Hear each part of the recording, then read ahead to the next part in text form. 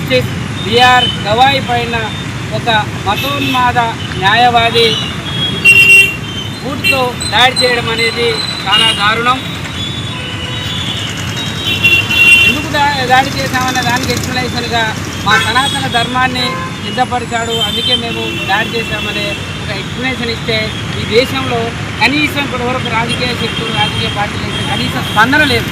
ఎందుకు లేదు అంటే ఇప్పటివరకు చేసిన ఏ జస్టిస్ అయినా 56 మంది జస్టిస్లు పోతే ఏ జడ్జి మీద కూడా ఇప్పటివరకు కనీసం ఇట్లాంటి దాడి ఎప్పుడు జరగలేదు. జస్టిస్ గవాయి మీద ఎందుకు దాడి జరిగిందంటే తను ఒక బుద్ధిస్తూ దాంతో పాటు అతను ఒక దళిత సామాజిక వర్గానికి చెందిన జస్టిస్ కావడం వల్ల మాకు దాడి జరిగింది. ఈ దాడిని ఏ పార్టీ కూడా ఖండించలేదంటే ఇట్లాంటి జడ్జిమెంట్లు ఎప్పుడు రాలేదా, ఇట్లాంటి మాటలు ఎప్పుడు సుప్రీంకోర్టు రాలేదంటే ట్రిపుల్ తలాక్ అయిపోయింది, రాముల జన్మభూమి ప్లేస్ మాదే అని సుప్రీంకోర్టు జడ్జిమెంట్ ఇచ్చింది. అంతకుముందు కేరళలో ఆడవాళ్ళు కూడా స్వామిమాల వేసుకోవచ్చు అనే చాలా కాంట్రవర్షియల్ జడ్జిమెంట్స్ ఇచ్చిన ఏ జడ్జి మీద కూడా ఇప్పటివరకు ఇట్లాంటి దాడి జరగలేదు. ఎందుకు దాడి జరగలేదు అంటే వాళ్ళంతా అగ్రవర్ణాలు, వాళ్ళ ఆధిపత్య వర్గాలకు సంబంధించిన వ్యక్తులు కాబట్టి వాళ్ళ మీద దాడి జరగలేదు.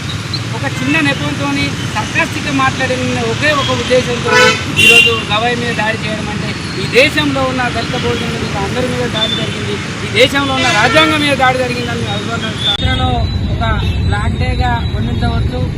భారతదేశ ప్రధాన న్యాయమూర్తి జస్టిస్ బిఆర్ గవాయి పైన ఒక మతోన్మాద న్యాయవాది బూట్తో దాడి చేయడం అనేది చాలా దారుణం.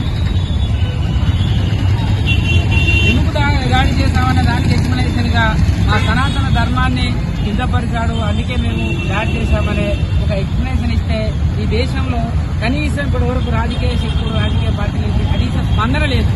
ఎందుకు లేదు అంటే ఇప్పటివరకు చేసిన ఏ జస్టిస్ అయినా 56 మంది జస్టిస్లు పోతే ఏ జడ్జి మీద కూడా ఇప్పటివరకు కనీసం ఇట్లాంటి దాడి ఎప్పుడు జరగలేదు. జస్టిస్ గవాయి మీద ఎందుకు దాడి జరిగిందంటే తను ఒక బుద్ధిస్తూ దాంతో పాటు అతను ఒక దళిత సామాజిక వర్గానికి చెందిన జస్టిస్ కావడం వల్ల మాత్రమే దాడి జరిగింది. ఈ దాడిని ఏ పార్టీ కూడా ఖండించలేదంటే ఇట్లాంటి జడ్జిమెంట్లు ఎప్పుడు రాలేదా, ఇట్లాంటి మాటలు ఎప్పుడు సుప్రీంకోర్టు రాలేదంటే ట్రిపుల్ తలాక్ అయిపోయింది, రాముల జన్మభూమి ప్లేస్ మాదే అని సుప్రీంకోర్టు జడ్జిమెంట్ ఇచ్చింది. అంతకుముందు కేరళలో ఆడవాళ్ళు కూడా స్వామిమాల వేసుకోవచ్చు అనే చాలా కాంట్రవర్షియల్ జడ్జిమెంట్స్ ఇచ్చిన ఏ జడ్జి మీద కూడా ఇప్పటివరకు ఇట్లాంటి దాడి జరగలేదు. ఎందుకు దాడి జరగలేదు అంటే వాళ్ళంతా అగ్రవర్ణాలు, వాళ్ళ ఆధిపత్య వర్గాలకు సంబంధించిన వ్యక్తులు కాబట్టి వాళ్ళ మీద దాడి జరగలేదు. ఒక చిన్న నెపంతో సర్కాస్టిక్గా మాట్లాడిన ఒకే ఒక ఉద్దేశంతో ఈరోజు గవాయి మీద దాడి చేయడం అంటే ఈ దేశంలో ఉన్న దళిత భోజనం మీద అందరి మీద దాడి జరిగింది, ఈ దేశంలో ఉన్న రాజ్యాంగం మీద దాడి జరిగిందని మేము ఎదుర్కొంటాను. దళిత భోజన సంఘాలుగా మేము తీవ్రంగా ఖండిస్తా ఉన్నాం. ఇప్పుడు మన అన్న కడప మేడ రంజిత్ అన్నను, అడ్వకేట్ మేడ రంజిత్ అన్నను దాడి మీద స్పందించవలసిందిగా సుప్రీంకోర్టు ప్రధాన న్యాయమూర్తి అయినటువంటి జస్టిస్ గవాయిపై దాడిని ఇక్కడ ఉన్నటువంటి విద్యార్థి సంఘాలుగా, ప్రజా సంఘాలుగా, దళిత భోజన సంఘాలుగా, న్యాయవాదులుగా నిరసన తెలపడం జరుగుతుంది. దీని యొక్క ముఖ్య ఉద్దేశం ఏంటంటే నిన్న జరిగినటువంటి దాడి ఏదైతే ఉందో ఆ దాడి కేవలం ఒక దేశంలో ఉన్నటువంటి న్యాయ వ్యవస్థపై జరిగిన దాడిగా మేము అభివర్ణిస్తున్నాం. ఈ దేశం ప్రజాస్వామ్యబద్ధమైనటువంటి దేశం. ఈ దేశంలో దాడులకు ఎప్పుడు కూడా నూకలు చెల్లినటువంటి అవసరం. కేవలం ప్రశ్నించే గొంతులు కేవలం దాడులకు మాత్రం పోవాలని అనుకుంటే ఖబర్దార్ మీ ఆటలు సాగవు. నిన్న జరిగినటువంటి దాడిని జస్టిస్ గవాయి తేలికగా తీసుకున్నారంటే ఆయన హుందాతనానికి నిదర్శనమని ఇక్కడ ఉన్నటువంటి విద్యార్థి ప్రజా సంఘాలుగా భావిస్తున్నాం. వెంటనే ఏవైతే ఉన్నటువంటి ప్రజా సంఘాలు మరియు అంతేకాకుండా రాజకీయ పార్టీలు, ప్రధాన రాజకీయ పార్టీలు కూడా ఇప్పటి వరకు స్పందించినటువంటి సందర్భం. వెంటనే మీ యొక్క ఉద్దేశం తెలపాలని మీ యొక్క నిరసన తెలవడం జరుగుతుంది. మేడ రంజిత్ కుమార్, తెలంగాణ విద్యార్థి పరిషత్ రాష్ట్ర ప్రధాన కార్యదర్శి. ఒక వ్యక్తి ఈ రోజు చీఫ్ జస్టిస్ అయితే మరి అక్కడున్నటువంటి మతోన్మాదులు కావచ్చు, ఆ పక్కనటువంటి బ్రాహ్మణీయ వ్యవస్థ కావచ్చు, అదే ఈ యొక్క దేశాన్ని పాలిస్తున్నటువంటి బీజేపీ ప్రభుత్వం మరి ఉసిగొలిపే ఈ రోజు ఒక దళిత బహుజనుల పైన మాత్రమే మరి దాడులు జరుగుతూ ఉన్నాయి. కాబట్టి ఒక దేశ చీఫ్ జస్టిస్ మీదనే మరి ఒక చెప్తా ఉంటారు కావచ్చు, దాడికి పాల్పడితే ఈ దేశంలో ఉన్నటువంటి కామన్ మ్యాన్ కావచ్చు, ఎవరికైనా రక్షణ ఉందా? రక్షణ కల్పించాల్సినటువంటి కోర్టులలోనే మరి ఇలాంటి దాడులు పాల్పడితే ఎవరి దగ్గర పోయి అడుగుతారు?